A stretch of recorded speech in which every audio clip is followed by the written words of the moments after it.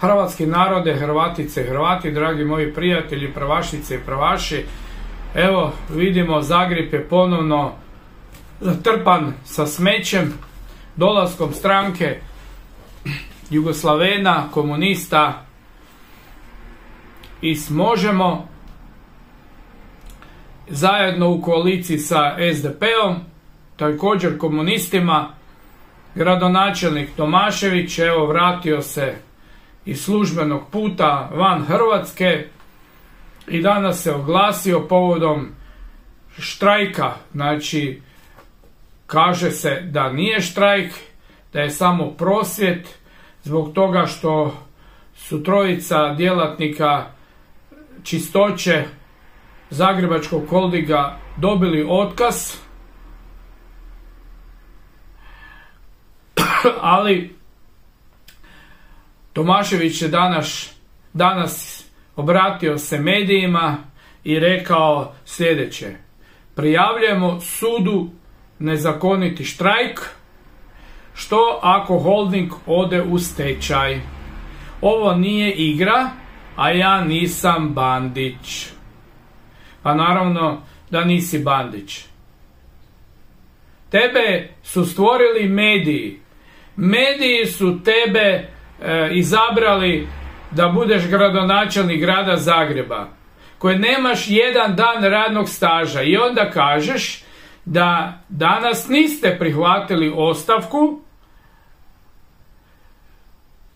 znači šefa čistoće.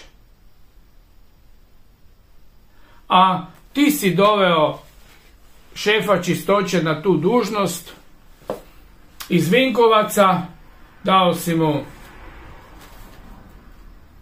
veliku plaću, dao si mu da plaćate mu 5.000 kuna mjesečno stanarinu i režije, i član je vaše stranke Možemo. Čovjek koji nema ni jedan dan radnog staža postaje direktor u čistoći. Pričate laži kao radnici čistoće imaju 1.000 i nešto više eura plaću, to je preko 7.500–8.000 kuna, a danas su radnici čistoće pokazali svoje platne liste i onda se vidi da lažete, da jedan radnik čistoće prima 5.200 kuna. Znači, to nije 1.000 eura. I tko onda laže? Ali od prvog dana vi radite cirkus u Zagrebu sa smećem. Također nezakonito ste prisilili, znači, stanare, Zagrepčane, da iz pričuve moraju kupiti, znači, spremnike za smeće. Ti spremnici su van zgrade i po zakonu stanari nisu imali pravo kupovati u svom trošku te spremnike za smeće, nego ste vi u gradu Tomaševiću morali kupiti. A vi ste napravili veliki dug, a to je oko čak preko 100.000 i više kuna tih spremnika. Spremnik za smeće košta, a oni po zakonu nisu trebali i nisu smjeli kupiti te spremnike za smeće, nego ste vi kao grad Zagreb bili dužni postaviti te spremnike za smeće. I tu ste prevarili Zagrepčane, Hrvatice i Hrvate. Znači, lažete, varate, omalovažavate radnike, komunisti, borite se za radnička prava. Vidimo kako se borite vi iz Možemo i vi iz SDP-a za radnička prava.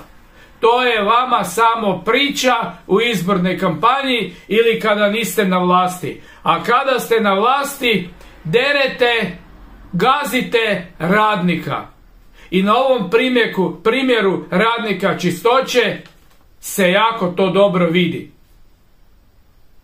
Zagrepčani, pa zar vama mediji moraju nametati za koga vi morate glasati?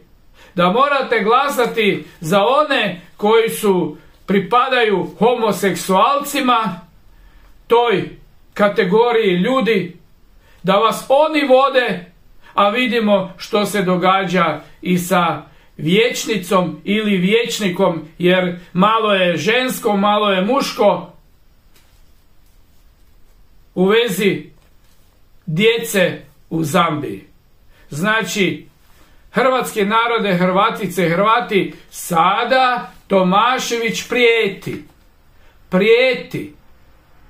Ali vidimo da su radnici složni, vidimo da su radnici da se bore spremni za svoja prava i autohtona Hrvatska stranka prava vam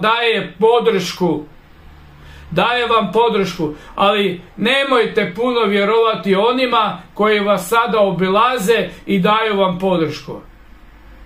Oni su iz istog miljeja, samo skupljaju sada na vama političke poene. Hrvatski narode, Hrvatice i Hrvati, dragi Zagrepčani, mediji su vama nametnuli da glasate za nekoga ko nije sposoban voditi grad Zagreb. I vi ste nasjeli na tu priču, zato ja stalno govorim, nemojte vjerovati medijima, jer mediji nisu za vas nego protiv vas. I svi oni koji su u medijima su protiv vas. Hrvatski narode, Hrvatice i Hrvati, dragi moji prijatelji, pravašice i pravaši, Hrvatska nije slobodna, oslobodimo Hrvatsku, bez borbe nema slobode, Bog i Hrvati za dom spremni, a Hrvatsku ćemo vratiti zajedno s Isusom Kristom i osloboditi je.